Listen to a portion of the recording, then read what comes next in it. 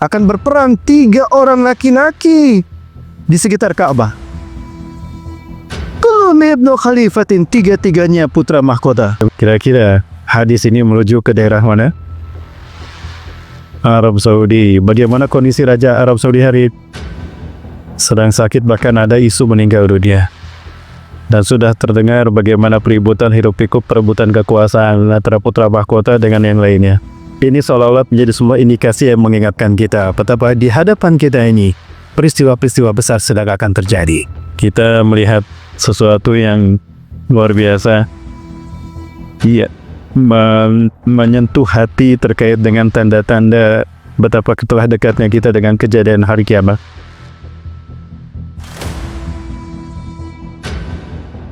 Salawat dan salam selalu dilimpahkan di kepada uswadat kedua Rasulullah Muhammad sallallahu alaihi wasallam, Nabi dan Rasul yang diutus ke tengah-tengah umat manusia, membawa misi yang tidak sama dengan misi Nabi yang lain.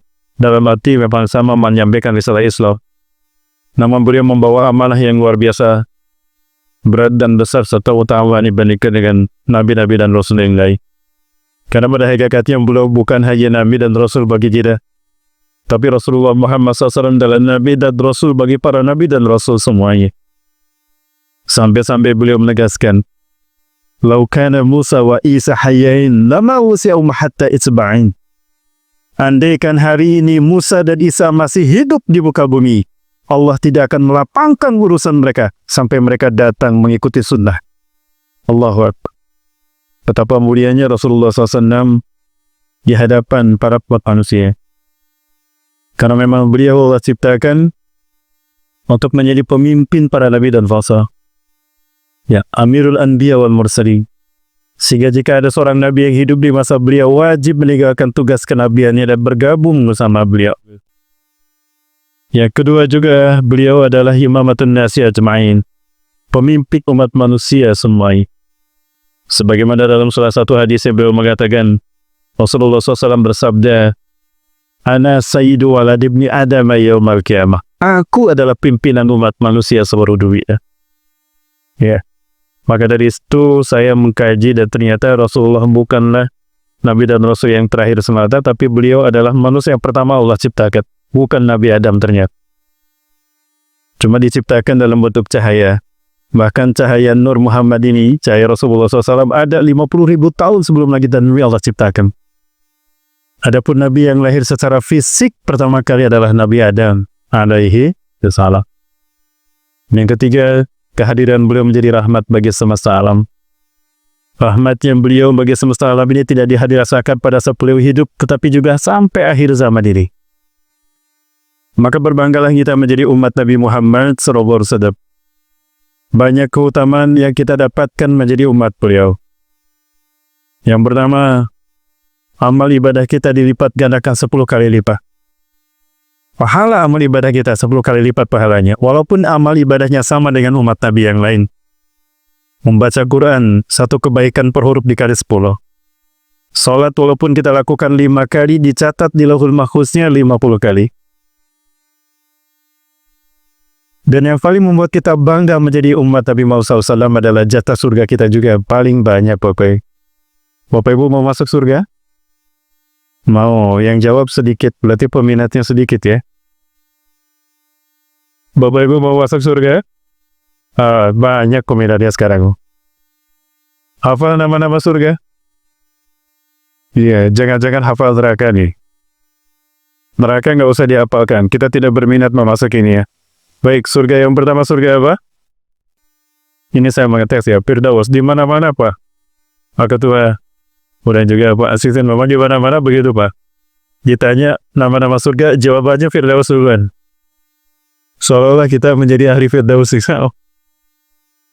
Di bawah Firdaus surga Aden. Di bawah Aden surga Naim.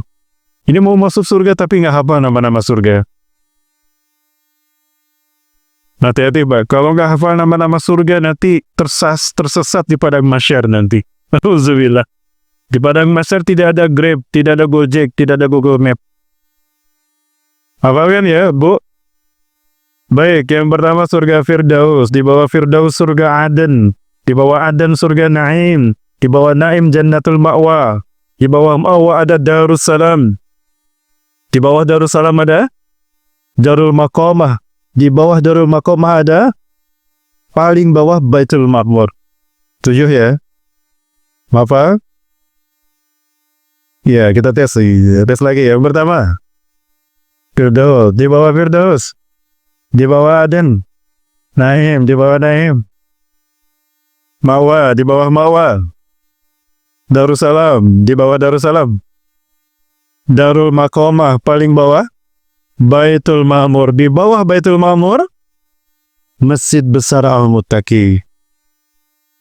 Wah, dari mana memang kita mendapatkan jalan menuju surga kalau bukan dari masjid? Ada jaminan masuk surga kalau kita datang ke supermarket, ke tempat-tempat hiburan? Ada? Tidak ada. Yang ada adalah ketika kita datang ke masjid dan juga menuntut ilmu, subhanallah. Itu yang ada jaminan masuk surga. Sehingga Rasulullah SAW mengatakan, man salaka tariqan yaltamisu fihi ilman, sahalahullahu tariqan ilal jannah. Siapa yang melangkahkan kakinya menuju majelis ilmu, apalagi di masjid, maka Allah akan memudahkan baginya jalan menuju surga. Maka saya mendoakan, siapapun yang hadir di masjid ini, Allah jadikan dan Allah mudahkan jalannya menuju surganya Allah. Amin ya rabbal alamin. Yang membuat kita bangga menjadi umat Nabi Muhammad SAW dalam hal kaitannya dengan penghuni surga. Jatah surga kita paling banyak dibandingkan dengan umat Nabi yang lain. Suatu hari Umar bin Khattab radhiyallahu anhu bertanya pada Rasulullah SAW, ya Rasulullah, kam adadu ahli jannah? Wahai Rasulullah, berapa banyak jumlah ahli surga itu ya Rasulullah? Rasulullah tidak menyebutkan dalam satuan person.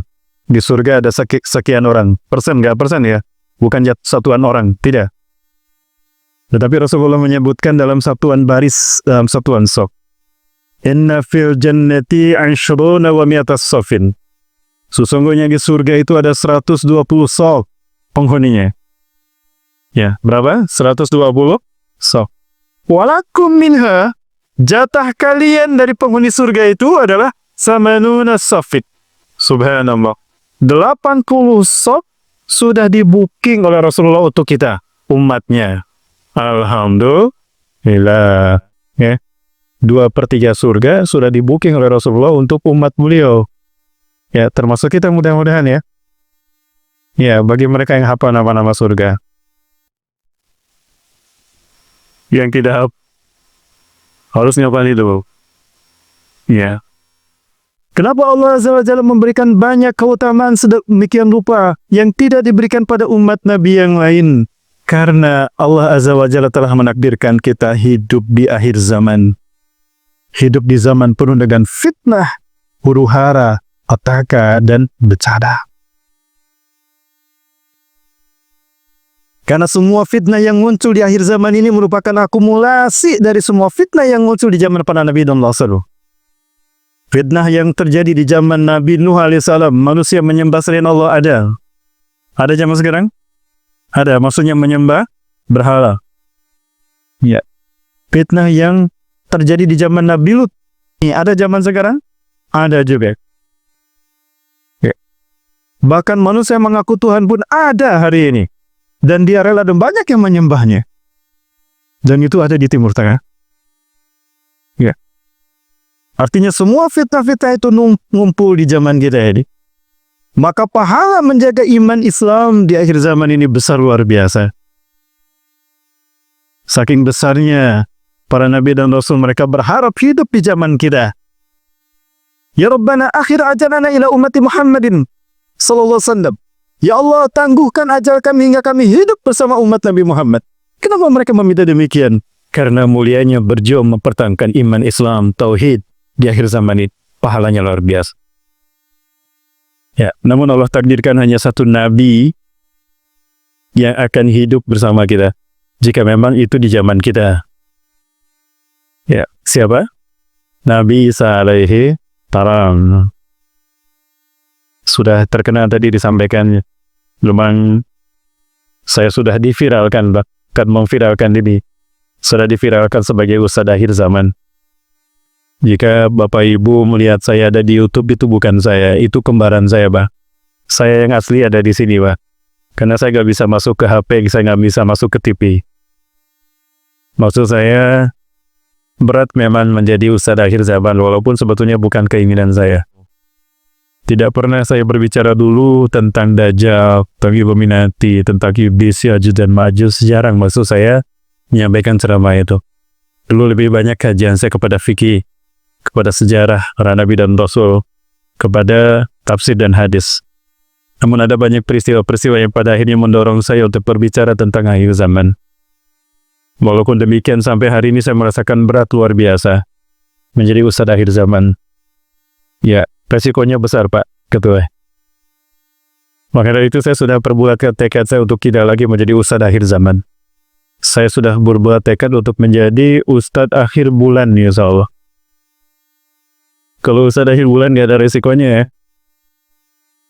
Baik, Bapak Ibu yang mati Allah Subhanahu wa Ta'ala, tadi sudah kita dengarkan bersama paparan pembuka dari donasi rumah tahfidz yang tadi sudah disampaikan oleh perwakilan, dan alhamdulillah pengurusnya hadir semua di sini.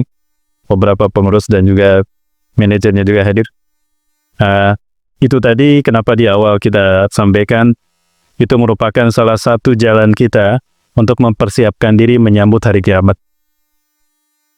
Perbekalan yang terbaik, di antara perbekalan yang terbaik adalah bagaimana kita menghidupkan Quran di tempat di mana kita tinggal. Karena siapapun yang menjadikan Quran sebagai petunjuknya, pedoman hidupnya, kemudian juga dia berjuang untuk menghidupkan Quran, luar biasa. Orang tua atau seseorang anak yang akan dipertanyakan oleh Allah nanti di hadapan Allah bukan kehebatan dia dari sisi duniawi. Allah tidak akan mempertanyakan gelar akademik kita. Allah tidak akan menanyakan profesi dan jabatan kita, tidak. Ya kan Allah pertanyakan adalah seberapa besar kontribusi kita untuk terwujudnya kalimat Allah di muka bumi. Bahkan mereka yang menghafal Quran itu justru yang akan membuat Allah bangga di hadapan kita. Tadi malam sudah saya sampaikan. Diceritakan seorang penghafal Quran masuk ke dalam surga. Ya. Yuta li sahibil Quran jannatah. Seorang penghafal Quran didatangkan kepada surganya. Dia berkata pada malaikat, "Ya malakallah, iftah hadzal bab." Ya. Ragibtu an a'rifa kaifa kana jannati. Hai malaikat Allah, bukakan pintu surga ini. Aku ingin tahu seperti apa kondisi surgaku. Sebentar, wahai kekasih Allah, wahai hamba, ada sesuatu yang akan kami sampaikan. Loh, kenapa? Bukankah aku telah menjadi ahli surga ini, dan kenapa surga ini tidak dibukakan untukku? Hal ini kasyai'un minal Quran. Apakah Anda hafal Quran? Tobaan, tentu saja. Hafiz itu kami dan aku hafal 30 juz, ya. Menghafal Quran itu disebut gelar al-hafiz, biasanya kehafalnya 30 juz. Ya, dan saya yakin Pekanbaru ini banyak melahirkan para penghafal Quran, ya. Bapak Ibu hafal Quran? Ya. Halo? Hafal Quran Bapak Ibu? Belum. Berapa juz hafalnya? 30 juz apa juz 30? 30 juz? Juz 30? Nggak apa-apa. Mudah-mudahan dengan juz 30 pun masuk surga. Amin. Maka kemudian si penghuni surga, si calon ahli surga ini diperintahkan untuk membaca Quran. Idzal iqama indaka minal Quran. Kalau begitu baca Quran yang Anda hafal. Maka dia pun membaca Quran dimulai dari Al-Fatihah. Ia baca Quran ayat demi ayat, surat demi surat. Selama ketika dia membaca Quran, tubuhnya naik. Maka surga demi surga dia lewati. Dia kaget ketika tubuhnya naik.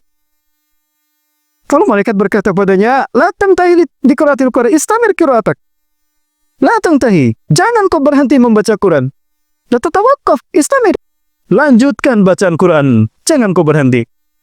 Dia kemudian melanjutkan bacaan Qurannya.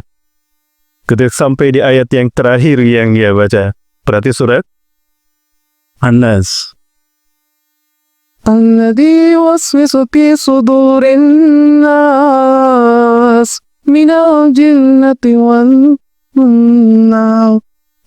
Itu ayat yang terakhir dia baca, maka dia pun berhenti. Lalu malaikat berkata kepadanya, "Hadhihi jannatu. Hadhihi jannatu. Ini dia tempatmu di surga. Fa inna manzilaka fil jannah.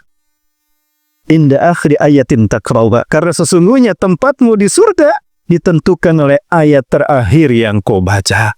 Subhanallah. Inilah penghargaan yang Allah berikan sebagai kemuliaan para penghafal Quran. Dia dipersilahkan untuk memilih surganya sendiri berdasarkan hafalan Qurannya. Maka berbahagialah seorang orang tua yang memiliki anak penghafal Quran. Dan berbahagialah mereka para pemimpin dan penguasa yang memiliki rakyatnya yang penghafal Quran. Karena mereka akan terbawa mendapatkan syafaat dari penghafal Quran tadi. Ini kesadaran dan keyakinan yang harus kita bangun di akhir zaman ini. Karena ini merupakan salah satu persiapan kita untuk menyambut hari kiamat. Karena mereka lah yang akan selamat dari petaka dahsyat di akhir zaman ini. Kemudian dia meminta kepada malaikat agar dibukakan surganya. Tapi malaikat pun menahannya kembali. Kenapa aku tidak boleh mengetahui langsung dari surgaku ini? Allah akan berfirman kepada kita. Kemudian Allah berfirman dan bertanya, di mana kedua orang tua orang ini? Malaikat berkata, ya Allah, kedua orang tua ini, orang ini ada di neraka. Sedang disiksa ya Allah oleh malaikat Zabaniyah. Begitu dia mendengar kedua orang tuanya di neraka, menjerit dia, ya Allah, apa artinya surga seindah ini yang kau berikan padaku? Jika di saat yang sama aku mengetahui kalau orang tuaku berada di neraka, lebih baik aku masuk neraka bersama mereka daripada kenikmatan surga yang hanya aku miliki ini, yang hanya aku nikmati. Maka kemudian Allah berfirman kepada si penghafal Quran tadi, ya Habibi, bahwa izzati wa jalali, demi kekuasaanku dan ketinggianku, demi keperkasaanku dan kemuliaanku. Fabima hafizta kalami fi nafsika, karena engkau menghafal, menyimpan hafalan ayat-ayatku di dalam dirimu. Kau simpan kitabku, wahyuku di dalam dirimu. Maka aku berikan kesempatan padamu untuk menyelamatkan mereka. Idham, pergi engkau. Selamatkan kedua orang tuamu dari neraka mereka. Allahu Akbar. Nah ini Bapak Ibu, keuntungan yang sangat besar bagi mereka yang punya anak penghafal Quran. Maka anak itu pun pergi ke neraka menyelamatkan kedua orang tuanya. Kedua orang tuanya pun kemudian dimandikan di Nahrul Haya dan dimasukkan ke dalam surga bersama anaknya. Subhanallah. Ustaz, saya tidak punya anak yang hafal Quran. Bikin lagi. Nggak bisa Ustaz. Biayai anak-anak penghafal Quran, biayai santri-santri penghafal Quran, maka dia akan menyebut nama mereka yang menghidupkannya sebagai penghafal Quran. Maka dari itu alhamdulillah kali ini sengaja tadi dalam kajian kami ini sudah 2 kali kami bawa serta dari donasi rumah tahfiz untuk menyampaikan tadi dalam pembuka. Bapak Ibu sekali lagi mau masuk surga? Wah, kembali peminatnya sedikit. Udah mulai ngantuk barangkali? Ya, nah Allah sudah memberikan jalan kepada kita lewat penjelasan Rasulullah SAW tadi. Ya, ketika kita memuliakan seorang penghafal Quran dan membantu mereka agar menjadi penghafal Quran, dia akan menyebutkan nama kita ketika dia memberikan syafaat. Di saat kita terjebak dalam pukungan azab dan nerakanya Allah na'udzubillah, ya, dia akan menyebut nama kita untuk mendapatkan syafaat dari penghafal Quran tadi. Amin ya Rabbal. Bapak Ibu rahmati Allah Subhanahu wa taala. Betulkah kita berada di akhir zaman? Maka saya agak susah untuk menjawab tidak. Ya. Rasulullah SAW menjelaskan pada kita dalam sebuah hadisnya, bu'istu ana wasahkahatain. Jarak diutusnya aku dengan kejadian kiamat seperti telunjuk dan jari tengah. Rasulullah menjauhkan sedikit. Ya, Rasulullah SAW yang hidup 1400 tahun yang lalu saja menyebutkan seperti ini. Jarak antara diutusnya aku dengan kejadian kiamat seperti ini. Maka hari ini kita mau bilang apa Bapak Ibu? Bainana wa bainas sa'ah, antara kita dengan hari kiamat? Saya mohon maaf jika berbeda pendapat. Saya melipat jari tengah saya Bapak Ibu. Antara kita dengan kiamat, ya telunjuk ini. Artinya ini peringatan betapa kita telah dekat dengan kejadian kiamat. Tadi malam juga saya sampaikan tentang hadis Rasulullah SAW yang ada di dalam kitab-kitab yang disusun oleh para ulama terkait dengan akhir zaman, tanda-tanda kiamat. Rasulullah SAW salah satunya dinukilkan hadisnya, hadis beliau di dalam kitab Al-Mawsu'ah fil Fitan wal Malahim wa Asratis Sah. Ya, ensiklopedia akhir zaman karya Dr. Muhammad bin Ahmad Al-Mubayyad dari Palestina, dari Syam. Rasulullah sampai 3 kali di hadapan para sahabat mengingatkan, "Ala inna min asratis sa'ah." Ingatlah, dari tanda kiamat akan terjadi. Dari tanda telah dekatnya kiamat kepada kalian. Anturfal asrar wa tudal akhir. Orang-orang buruk muncul ke permukaan dan orang-orang baik disingkirkan. Yang kedua, Rasulullah SAW mengatakan, "Ala inna min asratis sa'ah." Ingatlah dari tanda telah dekatnya kiamat kepada kalian. Tuzharul qaul, atau dalam satu riwayat tuqbahal qaul wa tuhzanal amal, munculnya perkataan-perkataan yang buruk di mana-mana dan juga disia-siakannya amal baik untuk bekal mereka di akhirat. Dan yang ketiga, ada inna min asyrati sa, ingatlah dari tanda telah dekatnya kejadian kiamat kepada kalian, antutslal maslah fala yujadu ahadun man yughayyiruha, dibacanya maslah dan tidak ditemukannya seorang pun yang bisa merubahnya. Seorang sahabat bertanya, "Famal masnah ya Rasulullah?" Apakah masnah itu ya Rasulullah? Beliau menjawab, "Ma kutiba siwa kitab Allah." Sesuatu yang ditulis, dicatat selain kitab Allah. Dalam satu riwayat, "Ma kutiba siwal Quran." Sesuatu yang ditulis selain Al-Quran, lalu dia banyak dibaca oleh manusia, sementara Quran disingkirkan. Saya menganalogikan masnah yang dimasukkan Rasulullah adalah gadget ini, Bapak Ibu. Ya, ini menjadi alat yang paling banyak disentuh oleh umat Islam, khususnya umumnya umat manusia. Betapa manusia-manusia milenial akhir zaman ini begitu terkait dengan yang namanya gadget, terikat dengan yang namanya gadget. Bahkan punya gadget nggak ada kuota, mati gaya mereka. Udah ada istilah habis kuota mati gaya. Ya. Apapun dia simpan di gadgetnya, bahkan jati dirinya, data pribadinya pun dia simpan. Dan memang kita sangat terikat dengan ini. Sehingga ketika habis dihilangnya gadget ini, maka manusia kehilangan separuh dari hidupnya. Susah dicari untuk orang yang bisa menghilangkan. Mudah bagi Allah untuk menghilangkan ketergantungan kita pada gadget. Apa itu? Dicabutnya teknologi dari muka bumi. Dan jika teknologi hilang dari muka bumi, maka peristiwa-peristiwa besar itulah yang akan terjadi. Bapak Ibu yang mati Allah SWT, itu satu hadis yang saya temukan di dalam kitab tadi, atau juga di dalam kitab An-Nihayah fil Fitan wal Malahim karya Al-Hafiz Imam Ibnu Katsir rahimahullah. Tanda yang lain, dari telah dekatnya kiamat kepada kita. Ya, hadis-hadis yang Rasulullah SAW sebutkan banyak yang sudah terjadi, bahkan hampir semuanya. Baik itu tanda kecilnya ataupun tanda besarnya. Kalau tanda besarnya belum semuanya terjadi, belum satu pun terjadi. Karena kemunculan tanda besar itu diawali oleh tanda kecil yang menghubungkannya, yaitu munculnya Imam Mahdi. Kapan Imam Mahdi akan muncul? Disebutkan Imam Mahdi akan muncul ketika wafatnya seorang raja, lalu sepeninggalnya terjadi perang 3 anaknya berebut kekuasaan.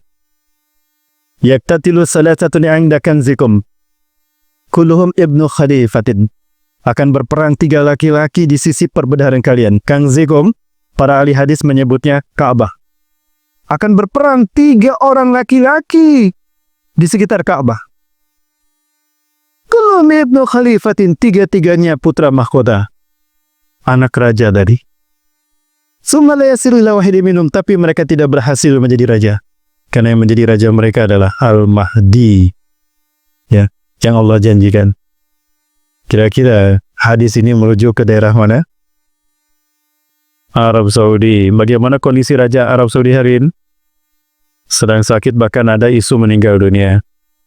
Dan sudah terdengar bagaimana peributan hiruk-pikuk perebutan kekuasaan antara putra mahkota dengan yang lainnya. Ya. Ini seolah-olah menjadi sebuah indikasi yang mengingatkan kita betapa di hadapan kita ini peristiwa-peristiwa besar sedang akan terjadi. Indikasi lain dari kemunculan Al-Mahdi ini, kata Rasulullah SAW, adalah sedikitnya orang yang melaksanakan ibadah haji. Padahal di zaman Imam Mahdi, di akhir zaman, umat Islam banyak di muka bumi, tapi hanya sedikit mereka yang melaksanakan ibadah haji.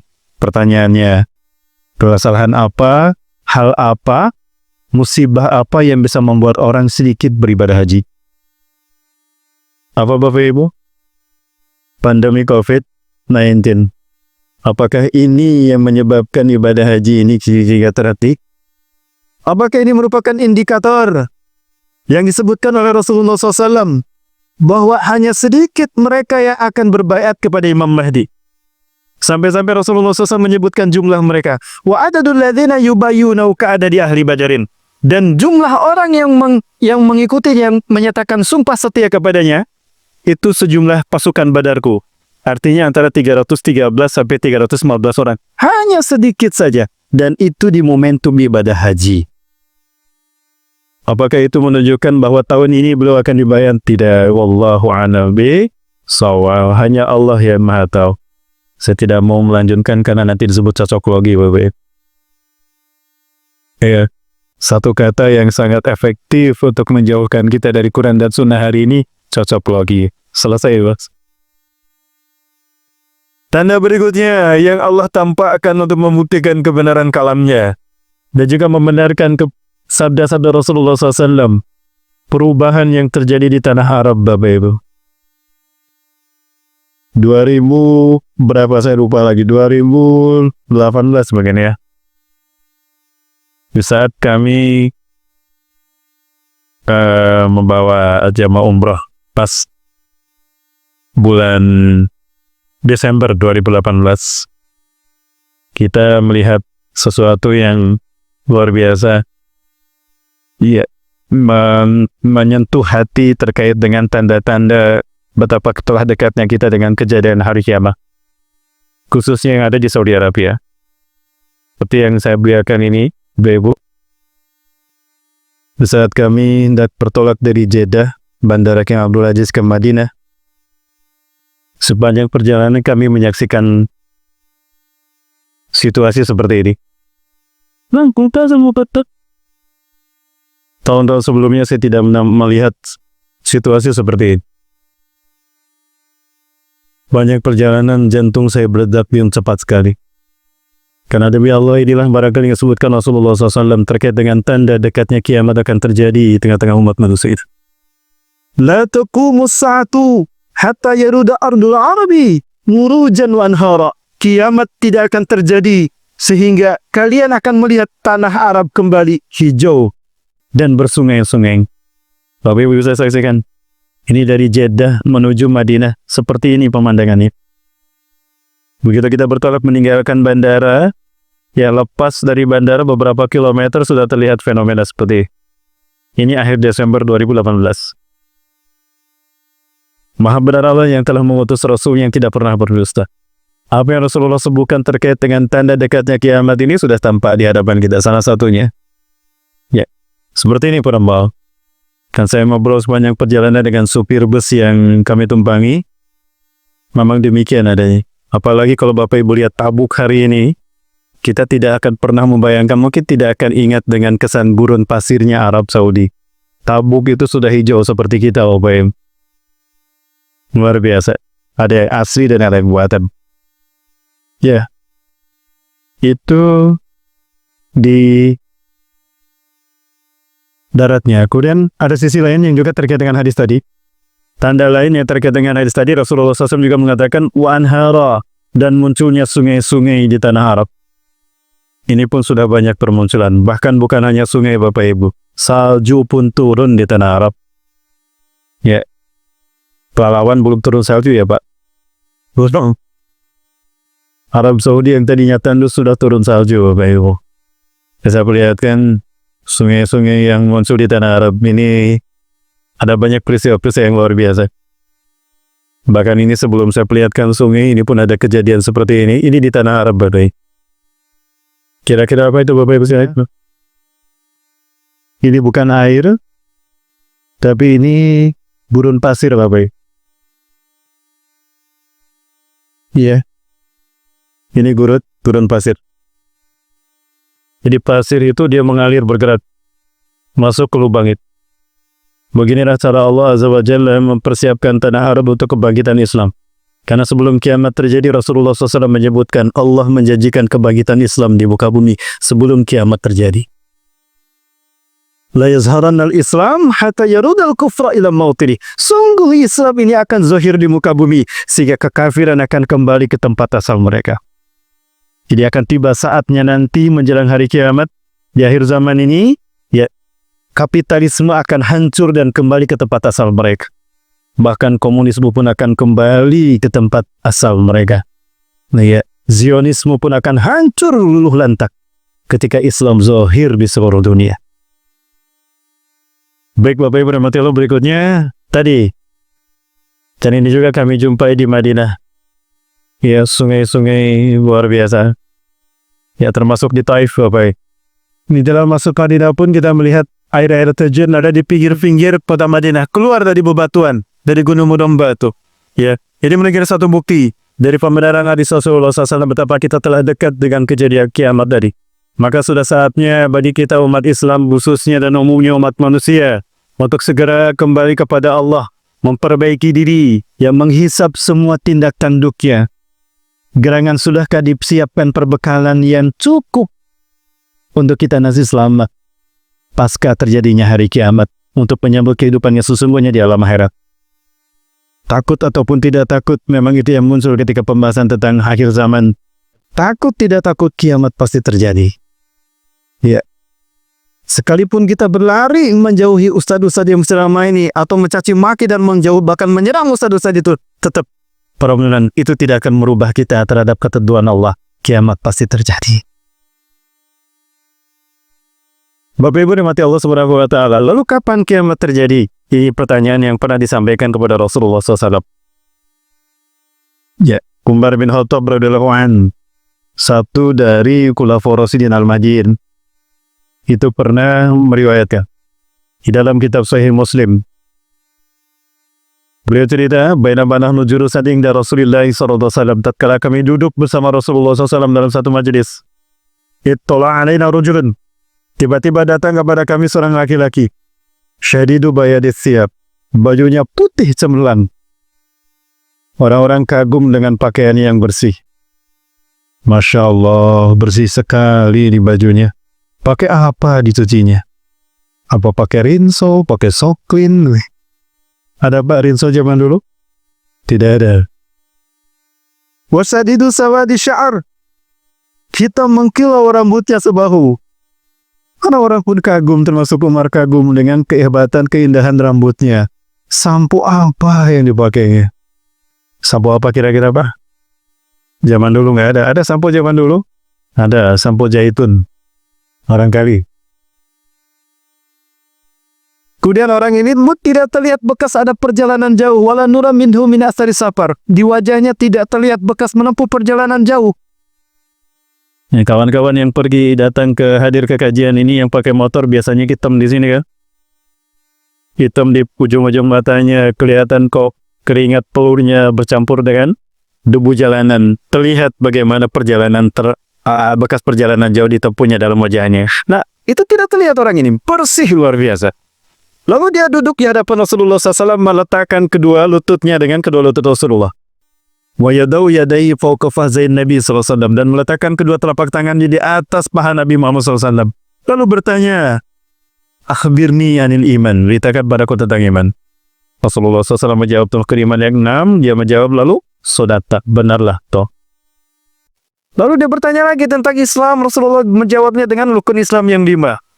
Sodata, benarlah Anda. Orang-orang kagum, heran, termasuk Umar bin Khattab. Heran sekali ini orang. Engkau nanya, dia bertanya tapi membenarkan. Bah, ini ngetes sama Rasulullah ini. Yang ketiga dia bertanya, akhbirni anil ihsan, ceritakan padaku apa itu ihsan. Rasulullah SAW menjawab, anta budallaha ka'annaka tarah. Engkau beribadah kepada Allah seolah-olah engkau melihat Allah. Fa in lam takun tarah fa innahu yara. Tapi jika engkau tidak melihat Allah, yakini Allah melihat Allah. Sodakta, benarlah Anda. Pertanyaan yang keempat, akhbirni mata taqumus sa'ah. Beritahukan kepadaku kapan kiamat terjadi. Rasulullah tersenyum ditanya demikian.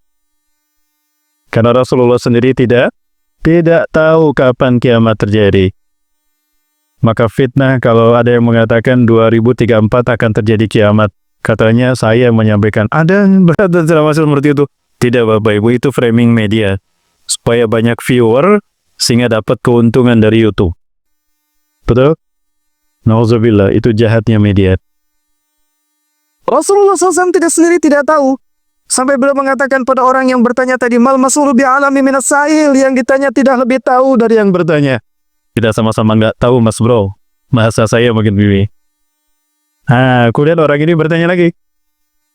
Akhbirni an asratiha. Kalau begitu sebutkan saja tanda-tandanya.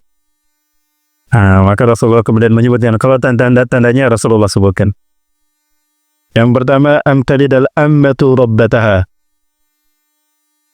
Akanlah seorang majikan melahirkan budaknya. Ya.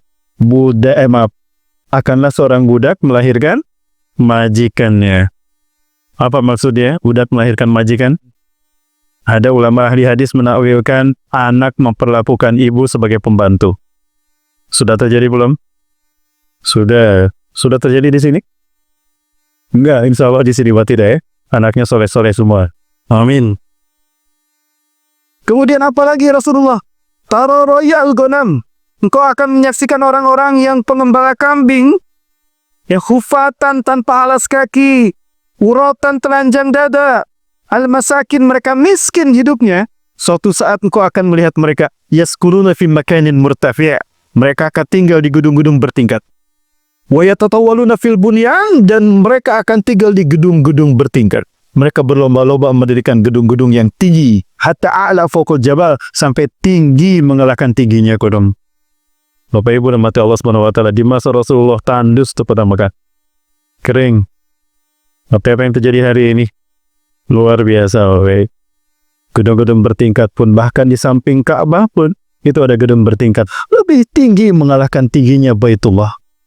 Saya tidak suka dengan penampakan seperti ini. Karena ada yang lebih tinggi dari rumah Allah, Bapak Ibu. Pantas tidak? Seharusnya ini menjadi perhatian dari pemerintah Saudi Arabia. Sekalipun itu di luar Masjidil Haram, tapi kalau dari jauh seperti itu. Bahkan yang terkesan dengan Mekah itu adalah gedung itu, bukan Ka'bahnya.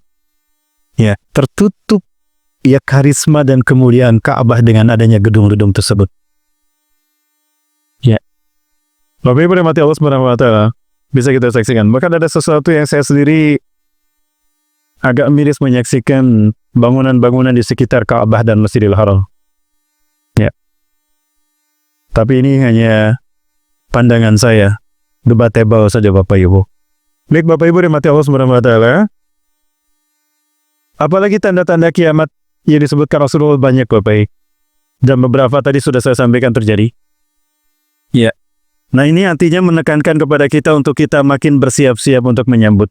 Mempersiapkan diri ya untuk bekal kita nanti di akhirat pasca terjadinya hari kiamat. Dahsyat memang kejadian kiamat. Allah Subhanahu wa taala menjabarkan di dalam beberapa surat begitu terperinci. Dan dikatakan sebagai sesuatu yang sangat besar dan sangat dahsyat kejadiannya. Namun alhamdulillah sebagai orang yang beriman, Rasulullah memberikan kabar gembira. Orang-orang beriman tidak akan pernah mengalami kejadian hari kiamat. Ya, kabar gembira dari Rasulullah, orang beriman tidak akan menyaksikan terjadinya hari kiamat. Karena kiamat hanya akan disaksikan oleh manusia-manusia yang terburuk di muka bumi.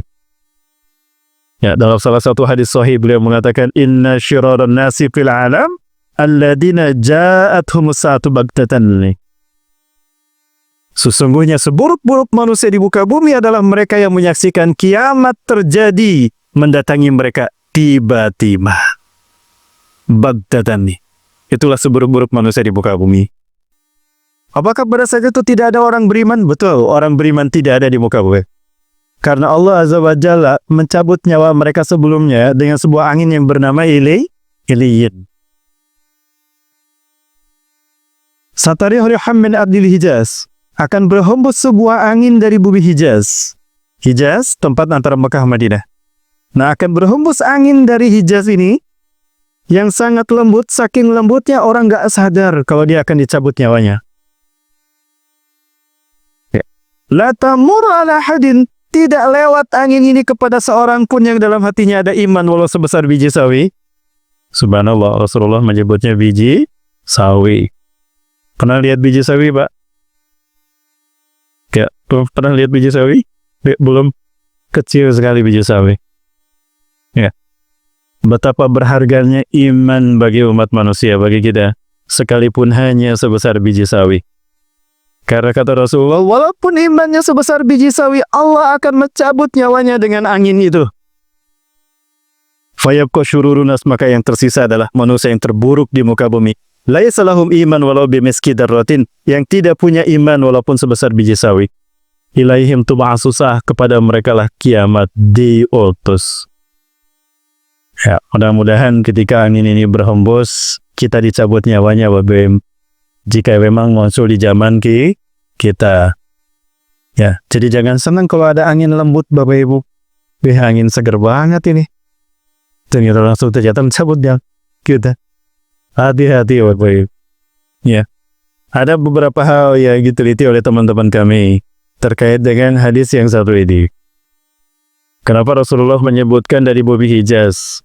Bapak Ibu, ternyata ada satu yang berpendapat ini dari alumnus ITB. Pertambangan ITB mengatakan pada saya, Ustadz, saya pernah lama kerja di Timur Tengah dan paling lama saya kerja di Arab Saudi.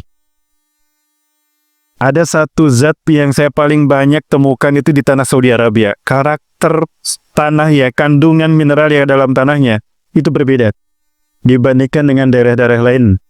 Apalagi tadi Ustaz sebutkan antara Mekah dan Madinah yang Rasulullah sebutkan Hijaz, yaitu gas CO, karbon monoksida. Ya, kita pernah mendengar di media ada supir taksi parkir di pinggir jalan, mobilnya nyala tapi dia tertidur sampai meninggal dunia. Mobilnya masih nyala, AC-nya pun nyala. Ya, itu karbon monoksidanya masuk ke dalam ruang mobilnya, terhirup oleh dia. Karena terus-menerus terhirup, lama-lama dia lemes. Setelah lemes dia kehabisan oksigen, maka kemudian dia meninggal secara perlahan.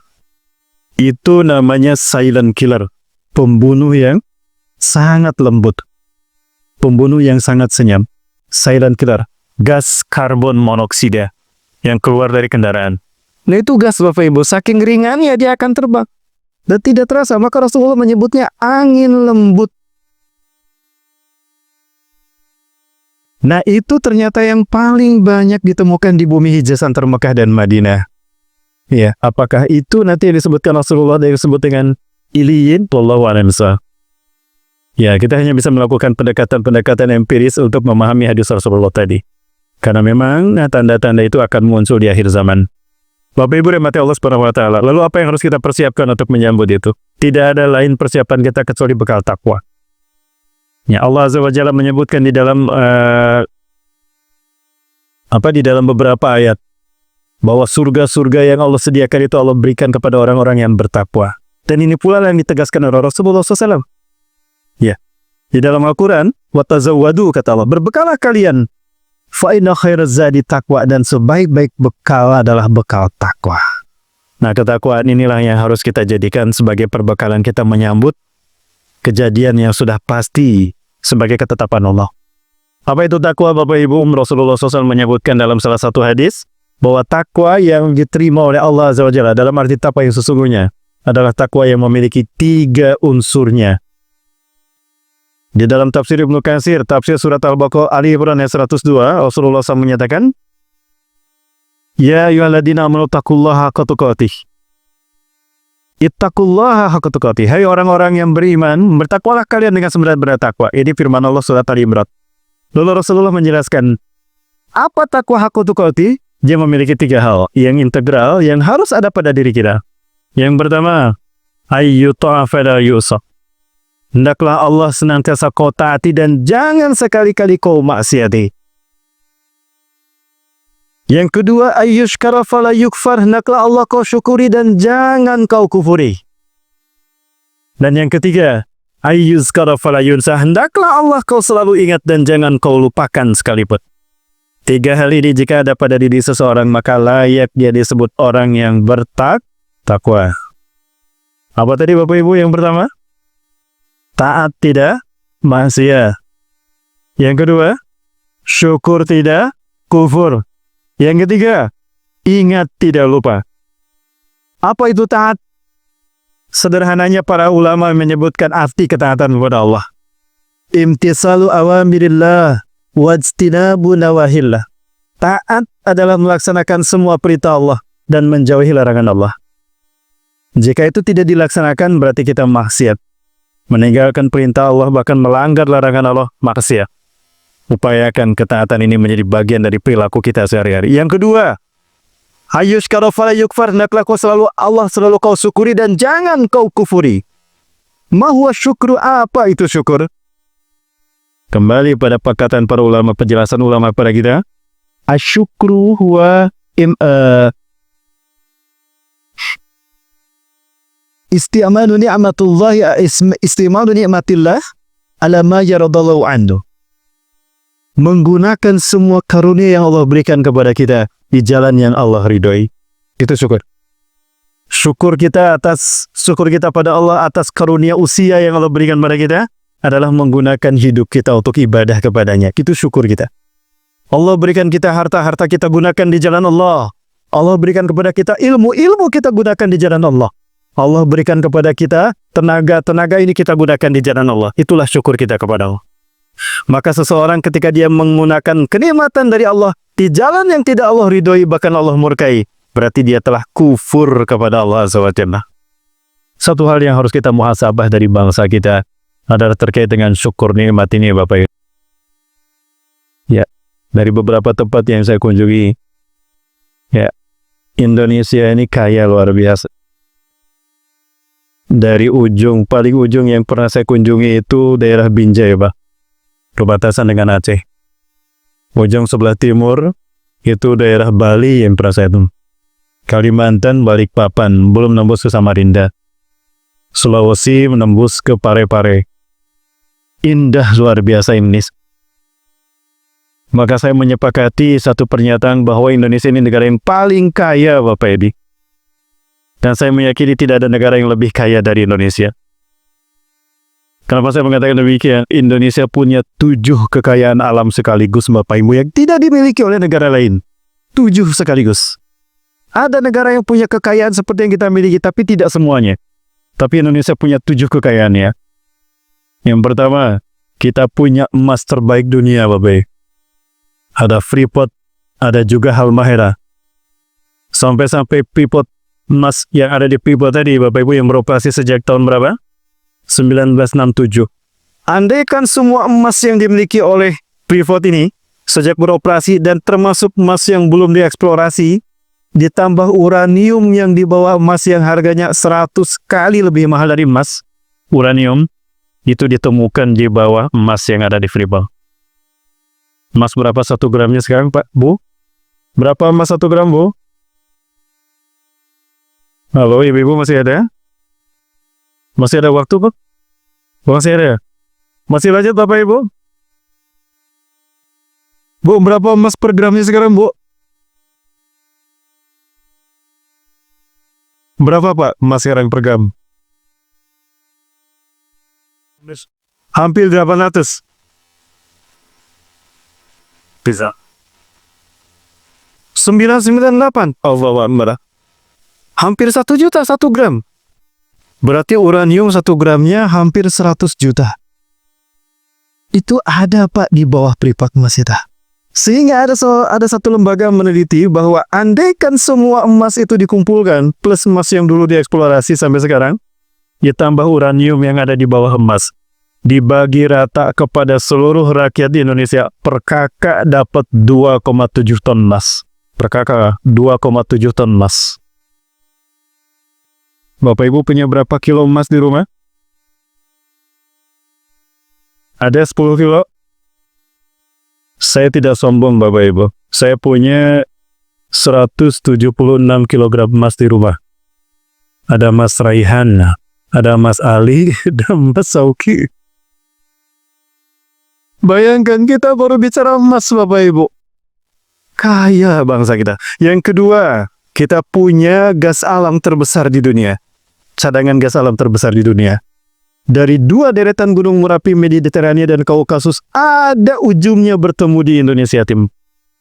Jadi harusnya gas LPG ini murah, bahkan gratis untuk rakyat Indonesia.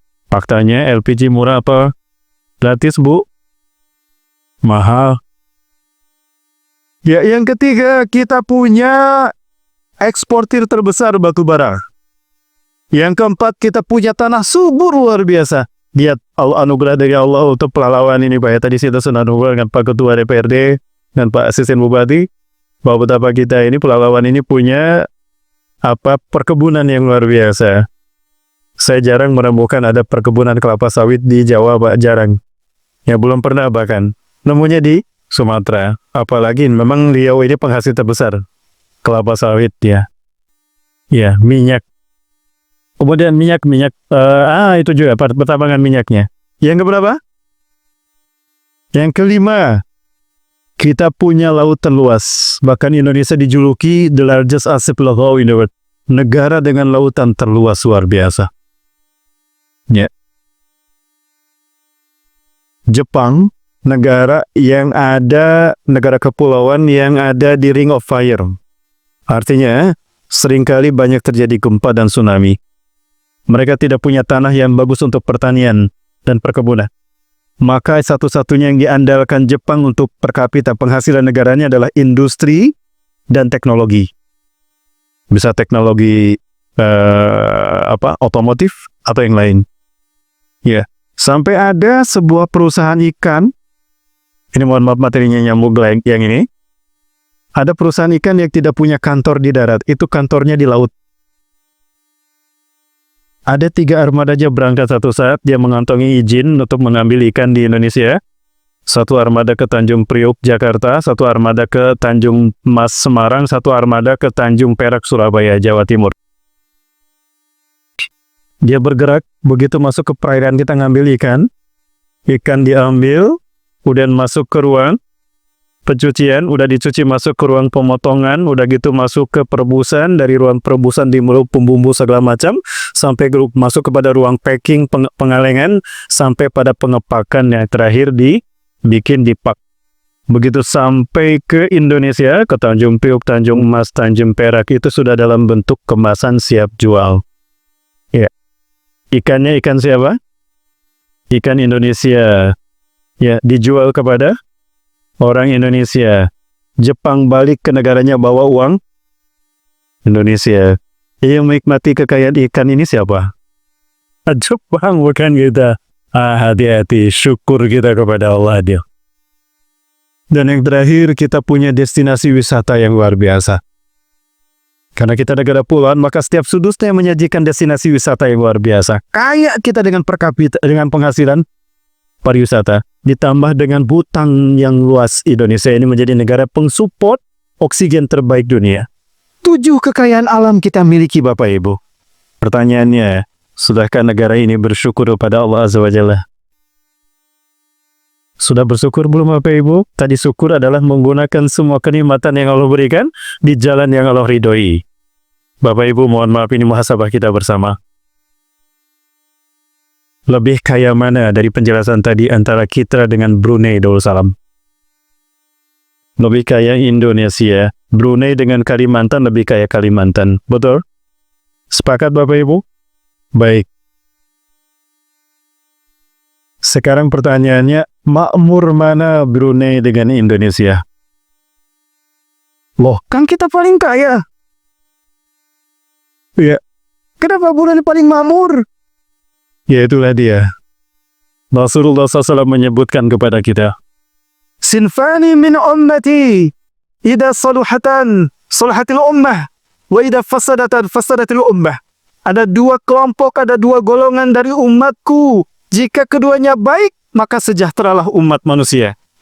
Dan jika keduanya buruk, maka buruklah dan celakalah umat manusia.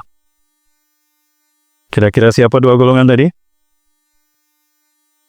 Al-ulama wal umara. Ulamanya baik, pemimpinnya baik. Jika dua ini baik, ulama dan pemimpin, maka dijamin rakyatnya sejahtera. Itulah yang terjadi di Brunei Darussalam. Pernah di tanah air ini terjadi ulama-ulama kita dinistakan. Bahkan kemarin tidak lama ulama kita ditikam oleh muridnya sendiri. Betul? Ya. Sampai Brunei Darussalam mengatakan, wahai para ulama Indonesia, jika kalian tidak dimuliakan di negara kalian, datang ke Brunei. Kami akan memuliakan kalian sebagai ulama. Subhanallah. Ini Pak Brunei Darussalam. Maka apa yang terjadi? Belum pernah kita mendengar ada orang-orang yang kelaparan di Brunei. 3 dekade semua rakyatnya muzaki, Pak. 3 dekade semua rakyat Brunei muzaki. Tidak ada mustahik zakat. Nggak ada mustahik zakat. Semuanya mengeluarkan zakat. Tidak ada yang menerima zakat. Lalu zakatnya orang Brunei diberikan kemana? Ke Indonesia yang kaya raya, Pak. Ini muhasabah kita. Kenapa? 2 hal ini ada pada Brunei. Sinfani, Pak, ulama dan umaro. Kedua-duanya baik bersinergi untuk mensejahterakan umat. Terakhir, Bapak Ibu. Pernah ada yang hadir di sini, angkat tangan jika pernah mendengar 1 kali saja Brunei Darussalam diberitakan terkena bencana alam. Apakah tsunami, gempa, longsor? Ada pernah Bapak Ibu mendengar? Sekali saja seumur hidup? Tidak pernah, betul? Indonesia? Sering Bapak Ibu, bahkan hampir tiap hari kita dengar ada bencana. Kenapa demikian? Bukankah kita mayoritas umat Islam?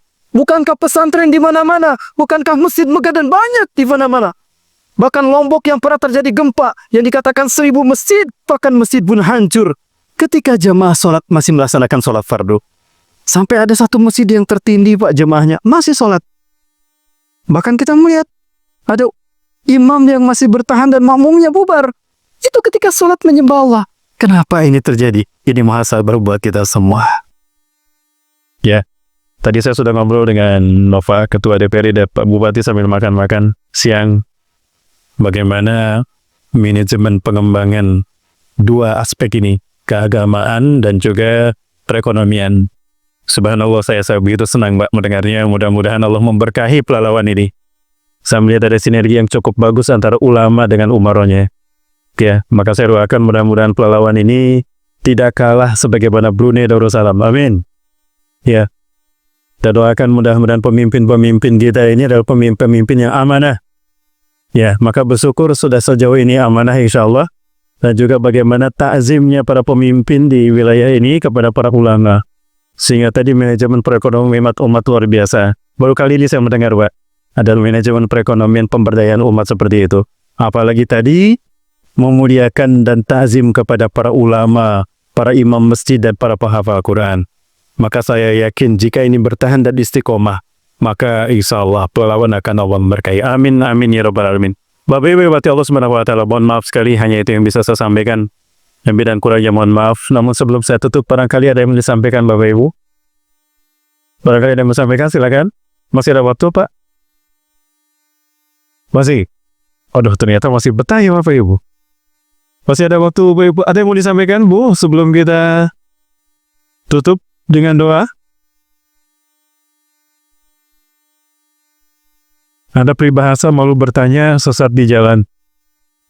Ya, apalagi pembahasan tentang akhir zaman, ya tentang hari kiamat. Malu bertanya sesat di padang mahsyar. Nauzubillahi min dzalik.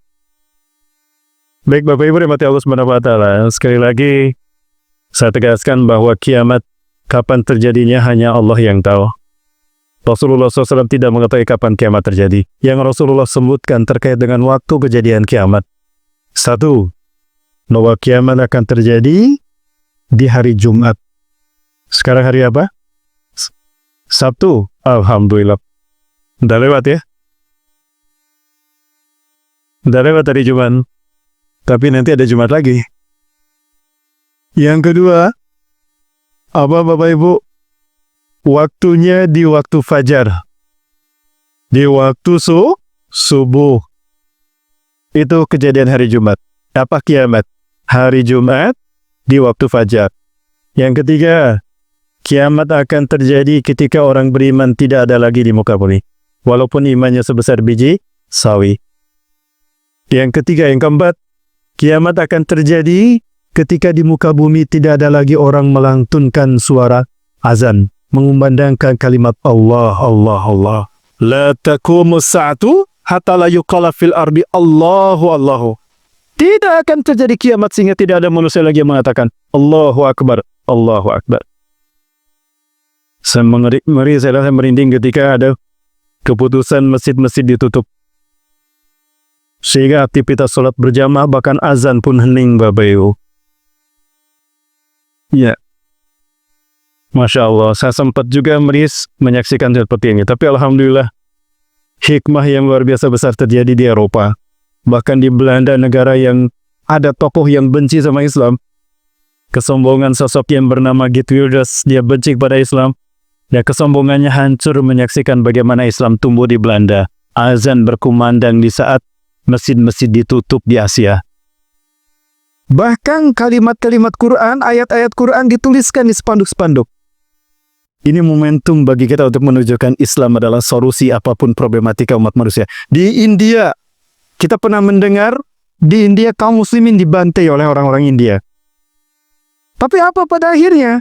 Ketika COVID-19 menjangkit India, banyak dibutuhkan darah untuk menyelamatkan nyawa para suspek corona.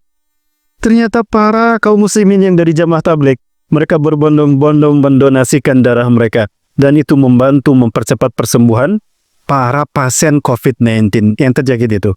Malah mereka balik dihormati. Ini bukti Islam dan kaum muslimin adalah rahmat bagi semesta alam.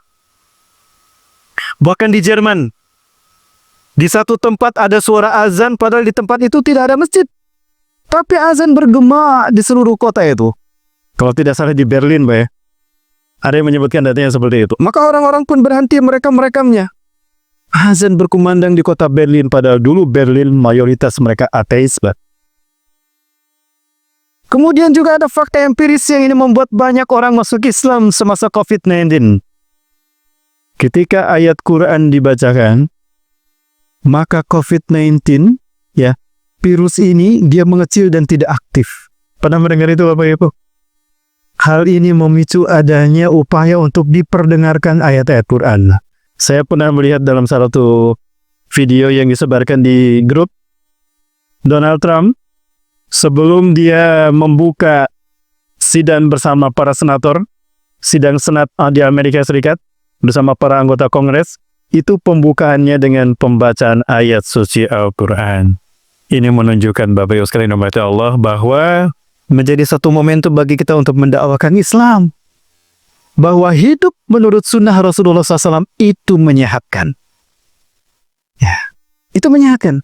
Bahkan di Chicago, Amerika Serikat, negara besar seperti Chicago itu, di pusat kotanya ada baligo besar, ada billboard besar. Di billboard itu disebutkan, dituliskan sunnah Nabi Muhammad SAW untuk hidup sehat, cuci tangan sebelum makan, menutup mulut ketika batuk, dan bersin. Kemudian, apalagi membersihkan kotoran dengan baik, dan disebutkan hadis-hadis Rasulullah SAW di sana. Bahkan ada disebutkan nama Nabi Muhammad, Prophet Muhammad SAW. Peace be upon to him. Allahu Akbar. Jadi ini momentum bagi kita untuk menzahirkan Islam, Bapak Ibu. Maka dari itu, Bapak Ibu rahmati Allah, saya mengajak pada iwafil rahmakumullah. Hal lain yang juga perlu kita perhitungkan, dan ini menjadi sebuah kebesaran dari Allah tentang benarnya Quran dan hadis, adalah satu hal yang saya khawatirkan jika ini memang terjadi, yaitu sedikitnya mereka yang melaksanakan ibadah haji dan umrah. Apa kira-kira efek jika ternyata ibadah haji dan umrah terhenti? Kira-kira apa Bapak Ibu? Rasulullah SAW pernah menyebutkan, kiamat tidak akan terjadi jika masjid-masjid megah isinya, ya kecuali masjid-masjid megah bangunannya tapi kosong isinya. Satu itu. Yang kedua, banyak terjadi gempa di mana-mana. Adakah hubungan antara kosongnya masjid dengan banyaknya gempa bumi di muka bumi ini, gempa-gempa dan bencana? Ada. Insya Allah malam nanti kita bahas. Ya, malam nanti kita bahas. Apa hubungannya? Ada hubungannya. Ketika ibadah haji kosong sedikit, bahkan tertutup orang melaksanakan ibadah umrah dan tawaf. Itu yang harus kita waspadai. Ya, efeknya bisa terjadi bencana dahsyat luar biasa. Kok bisa ada kaitannya dengan bencana? Ada. Insya Allah nanti malam kita bahas di Ukui pada maghrib ya.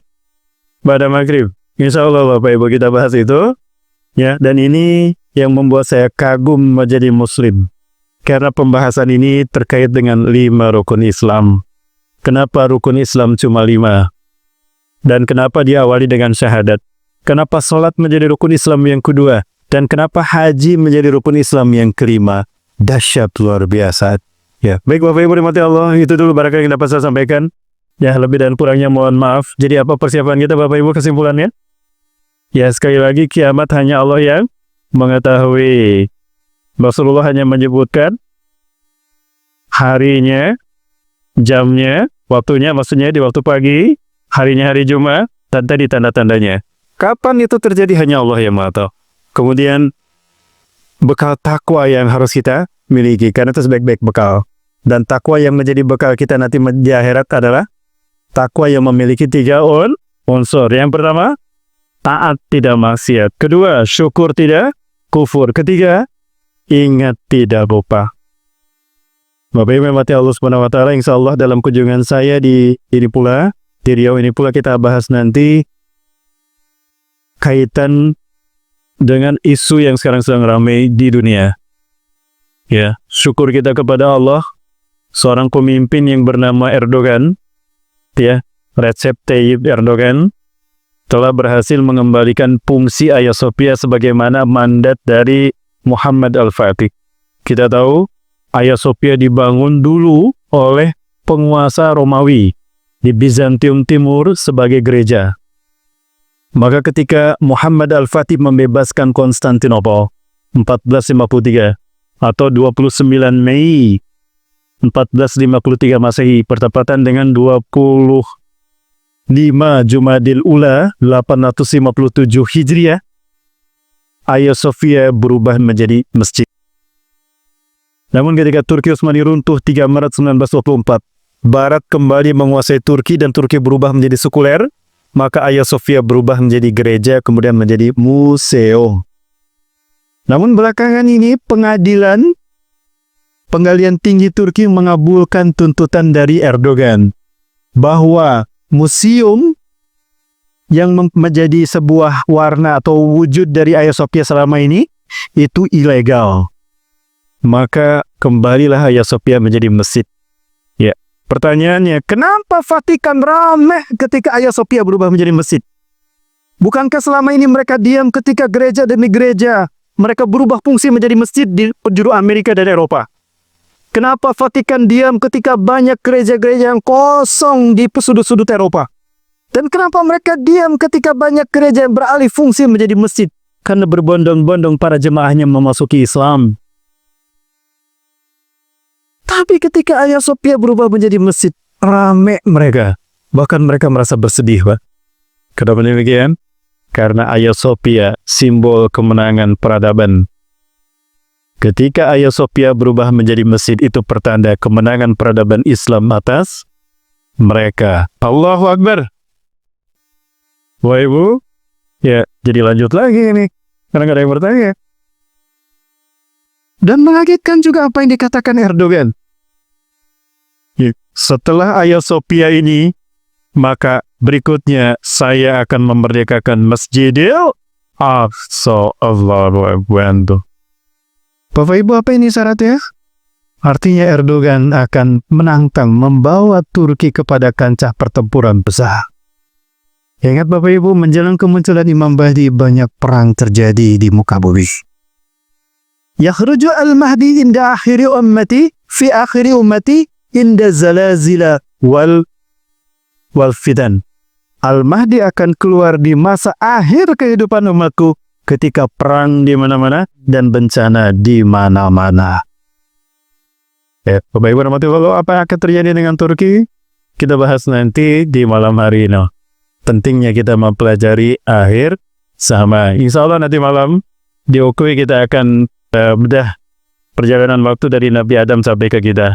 Posisi kita hari ini di mana? Antara kita dengan kejadian hari kiamat, ya sebagaimana hadis-hadis Rasulullah kita bedah insyaallah. Dan ini pentingnya adalah untuk menunjukkan apa yang harus kita lakukan. Ya, dan termasuk ada satu kebanggaan bagi kita sebagai Muslim Indonesia. Apa itu? Adakah Rasulullah menyebutkan Indonesia? Tidak. Tapi adakah Rasulullah pernah menyebutkan merah putih? Iya. Ada satu hadis saya menemukan dalam Sahih Muslim Syarah Syekh Nawawi. Di hadis itu Rasulullah menyebutkan merah putih. Apakah hadis itu menunjukkan Indonesia? Tidak. Tapi beberapa fakta di lapangan menunjukkan hal itu. Baik, saya tutup dengan satu berita gembira dari Palestina. Sebagai ini yang membuat salah satu kekuatan bagi Erdogan mengatakan Al-Aqsa pun akan kami bebas. Apa itu?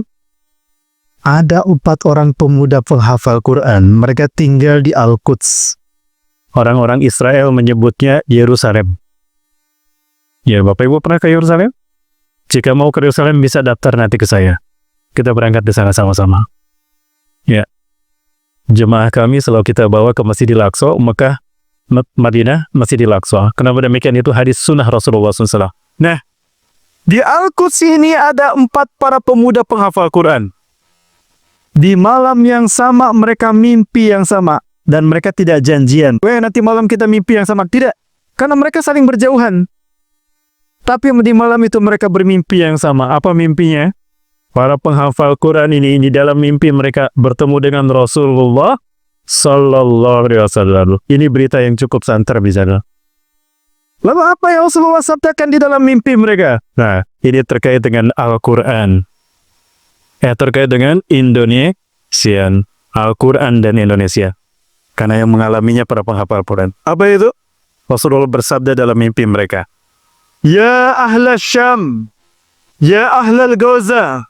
Innal ladhina sayuharrirukum min zulmil Yahuda wa yu'aduna al-Quds ala rihabikum. Ikhwatukumul muslimun al-Indonesia. Wahai penduduk Gaza, wahai penduduk Syam, sesungguhnya orang-orang yang akan membebaskan kalian dari kezaliman Yahudi dan akan mengembalikan kesucian Al-Quds kepada tangan-tangan kaum muslimin adalah saudara-saudara kalian umat Islam Indonesia. Allahu Akbar. Nih, dan itu merupakan isyarat dimulai dari kebangkitan generasi Quran. Alhamdulillah sekali lagi ada donasi rumah tahfiz Quran. Mudah-mudahan ini membantu memfasilitasi tersalurkannya potensi umat Islam untuk kembali lahirnya para penghafal Quran. Mudah-mudahan ini sebuah isyarat memang tinggal kita Indonesia akan memperjuangkan memicu kebangkitan Islam. Betulkah demikian? Insyaallah nanti malam saya bahas pada maghrib di masjid. Ya, masjid itu ya di daerah Bogor. Mohon maaf saya lupa lagi. Nanti kan pembahasannya nanti malam bersama saya. Terima kasih Bapak Ibu atas perhatian dan kehadirannya pada Bapak Ketua DPRD, ya Bapak Adi Sukemi, STMT, dan juga kepada asisten Pak Bupati. Ya mudah-mudahan semua dalam keadaan sehat walafiat Pak. Dan saya ikut mendoakan mudah-mudahan Bapak berhasil nanti untuk melanjutkan program-program yang sudah dirintis oleh Ayahanda Bapak. Sehingga insya Allah Pulauan ini menjadi satu basis dari terkembangan syiar Islam yang rahmatan lil alamin. Khusus untuk Sumatera, untuk Indonesia, dan umumnya untuk dunia. Amin, amin ya rabbal alamin. Bapak Ibu, sebelum kita selesai meninggalkan majelis ini, maka mari kita tutup. Mohon maaf dan langsung memepet. Kita tutup majelis ini dengan doa bersama. Dan besar harapan kita, mudah-mudahan kita semua sehat walafiat, serta aman sejahtera betapapun banyak fitnah melanda kita. Amin. Amin ya rabbal alamin. A'udzubillahi minasyaitonir rajim. Bismillahirrahmanirrahim. Hamdan syakirin, hamdan na'imin. Hamdan yuafi ni'amahu wa yukafi'u mazidah. Ya Rabbana lakal hamdu kama yanbaghi li jalali wajhikal karim wa 'azim sultanik. Allahumma shalli ala sayyidina wa nabiyina Muhammadin wa ala alihi wa ashabihi ajmain wa man ittaba'ahum bi ihsanin ila yaumiddin. Allahumma hdina wa waffiqna ilal haqq wa ila siratikal mustaqim. Ijalalika al-karim ya akramal akramin wa ya arhamar rahimin. Allahumma anta rabbuna la ilaha illa anta khalaqtana wa nahnu ibaduk wa nahnu ala ahdik wa wa'dika mastata'na na'udzu bika min syarri ma sana'na نبو لك بنعمتك علينا ونبو بذنوبنا فاغفر لنا فإنه لا يغفر الذنوب إلا أنت. اللهم اهدنا ووفقنا إلى الحق وإلى صراطك المستقيم بجلالك الكريم يا أكرم الأكرمين ويا أرحم الراحمين.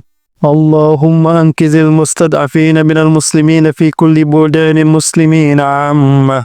اللهم أعز الإسلام والمسلمين وأذل الشرك والمشركين وانصر عبادك الموحدين ودمر أعداءك أعداء الدين وقنا والمسلمين من شر مصائب الدنيا والدين. اللهم اعكس قلوب العلماء والزعماء والمسلمين من نومهم وغفلتهم العميقة واهدهم سبيل الرشاد. اللهم ارفع هذا الوباء. اللهم ارفع هذا الوباء. اللهم ارفع هذه المصيبة من بلادنا خاصة أندونيسيا ومن كل بلدان المسلمين عامة. اللهم ربنا اغفر لنا ذنوبنا ولوالدينا وارحمهما كما ربونا صغارا واغفر لإخوتنا الذين قد سبقونا بالإيمان ولا تجعل في قلوبنا غلا للذين آمنوا ربنا إنك رؤوف رحيم. اللهم إنا نسألك رضاك والجنة وما قرب إليها من قول وعمل ونعوذ بك من النار وما قرب إليها من قول وعمل. ربنا آتنا في الدنيا حسنة وفي الآخرة حسنة وقنا عذاب النار. سبحان ربك رب العزة عما يصفون وسلام على المرسلين والحمد لله رب العالمين. بفضل القرآن الفاتحة.